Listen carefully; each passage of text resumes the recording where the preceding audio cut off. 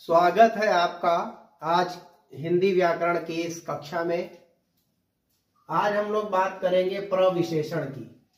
प्रविशेषण में ध्यान देंगे जो पद विशेषण की विशेषता बताता है, ध्यान दीजिएगा, जो पद विशेषण की विशेषता बताता है उसे प्रविशेषण कहते हैं।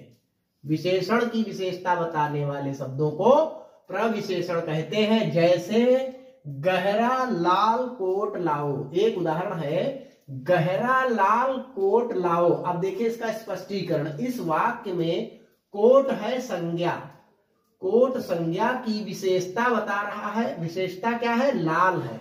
लाल कोट क्या है? विशेषण है। ठीक है, कोट की विशेषता है लाल, पद बता रहा है। अब ठीक है, लाल है किसकी? कोट की विशेषता है लाल। और गहरा लाल, गहरा लाल जो है, गहरा पद जो है वो लाल विशेषण की विशेषता बता रहा है। गहरा लाल जो है विशेषता किसकी बता रहा है? विशेषता बता रहा है, विशेषण की विशेषता बता रहा है। इसलिए यहां पर जो वाक्य, इसलिए यहां वाक्य में प्रयुक्त गहरा, गहरा शब्द प्रविशेषण है। ध्यान देंगे, जो पद या जो शब्द विशेषण की विशेषता बताते हैं, किसकी विशेषता बताते हैं? विशेषण की विशेषता बताते हैं, उसे प्रविशेषण कहते हैं। जैसे गहरा लाल कोट लाओ। इस वाक्य में कोट क्या है? संज्ञा है। यहां देख लेते हैं लिख करके, गहरा लाल कोट लाओ। अब यहां समझेंगे ध्यान से, गहरा लाल कोट लाओ तो लाल कोट, कोट क्या है? कोट है संज्ञा, और लाल क्या है? लाल है विशेषण, और लाओ क्या है? क्रिया है। आना जाना, लाना, खाना, पीना इत्यादि सब क्रियाएं हैं। अब गहरा क्या है? गहरा जो है, इस लाल की भी विशेषता, कैसा लाल? हल्का लाल, गहरा लाल।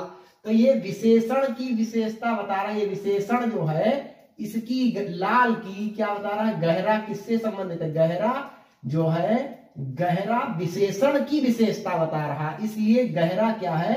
गहरा है प्रविशेषण, गहरा है प्रविशेषण। यहां ध्यान देंगे, बस इतनी सी बात है। अब दे रहे हैं विशेषण की तुलना। विशेषण जब किसी वस्तु या व्यक्ति को, विशेषण की तुलना, विशेषण जब किसी वस्तु या व्यक्ति के गुण दोष बताता है तो गुण दोष की अवस्थाएं कम या अधिक हो सकती हैं। ऐसी तीन अवस्थाएं होती हैं। एक है मूलावस्था, उत्तरावस्था और उत्तमावस्था। हिंदी में उत्तरावस्था और उत्तमावस्था को सूचित करने के लिए विशेषण शब्दों के साथ क्रमशः तर और तम प्रत्ययों का प्रयोग किया जाता है। अब देख लीजिए, मूलावस्था जो है, मूल शब्द ये दिए हैं, मूलावस्था और उत्तरावस्था और उत्तमावस्था। तो मूलावस्था जैसे उच्च है तो उच्च में, उत्तरावस्था में तर लग जाएगा, तर प्रत्यय लगा, उच्चतर। और उत्तमा में तम प्रत्यय लग गया, उच्चतम। अब न्यून है, न्यून में तर प्रत्यय लगा तो न्यूनतर, और न्यूनतम प्रत्यय लग गया तो न्यूनतम हो गया। फिर लघु है, लघु में तर प्रत्यय लगा, लघुतर और लघुतम। निकट में निकटतर, निकटतम। फिर है गुरु में गुरुतर और गुरुतम। महान में महानतर और महानतम। श्रेष्ठ में श्रेष्ठतर और श्रेष्ठतम। ये हो गए तर और तम प्रत्यय लगाकर उत्तरा और उत्तमावस्था की सूचना जो है मिल सकती है। तो ये मुख्य रूप से आपको ये समझना है कि जो शब्द विशेषण की भी विशेषता बता रहे हैं वे सारे शब्द प्रविशेषण कहलाते हैं। तो हम उम्मीद करते हैं कि यह प्रकरण आपको समझ में आया होगा। अभी आप इसका स्क्रीनशॉट ले लीजिए ताकि हम इसके आगे के कुछ उदाहरण और आपको बता सकें। अब यहाँ पर विशेषण संबंधी कुछ और हम बातों की चर्चा करेंगे। विशेष बात यह है कि कुछ विशेषण शब्दों का उत्तरावस्था और उत्तमावस्था में प्रयोग करने के लिए अधिक और सबसे आदि शब्दों का प्रयोग किया जाता है। जैसे सुंदर शब्द दिया है, उसमें अधिक जोड़ देंगे तो अधिक सुंदर, और सबसे जोड़ देंगे तो सबसे सुंदर। बुद्धिमान शब्द में अधिक जोड़ेंगे तो अधिक बुद्धिमान, और सबसे जोड़ देंगे तो सबसे बुद्धिमान। फिर ऊंचा शब्द में अधिक जोड़ देंगे तो अधिक ऊंचा, और सबसे जोड़ देंगे तो सबसे ऊंचा। अब है विशेषणों की रचना। रचना की दृष्टि से विशेषण 3 प्रकार के होते हैं। एक मूल विशेषण, प्रत्यय या उपसर्ग जोड़कर बनने वाले विशेषण, और समास के प्रयोग से। अब देखिए यहाँ पर सबसे पहले मूल विशेषण।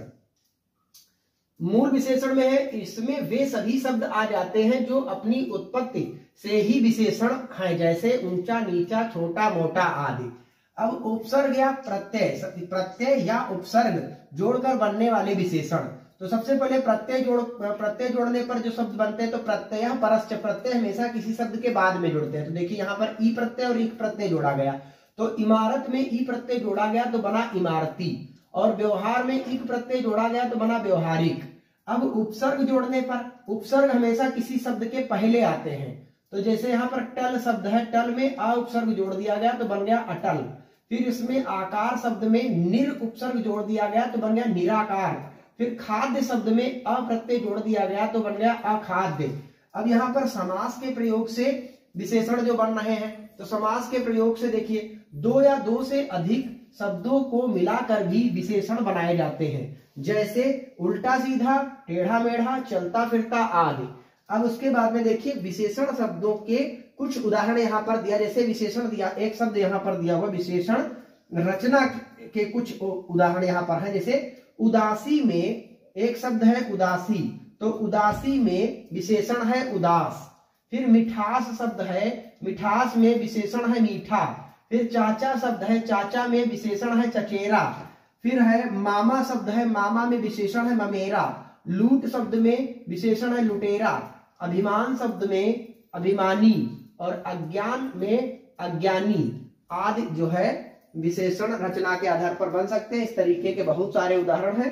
तो हम उम्मीद करते हैं कि आज हम इस प्रकरण को समझाने में आपको समर्थ हुए होंगे, और इसका स्क्रीनशॉट लेकर के आप अपना नोट्स कंप्लीट कर लीजिए। आज के लिए इतना ही। बहुत बहुत धन्यवाद।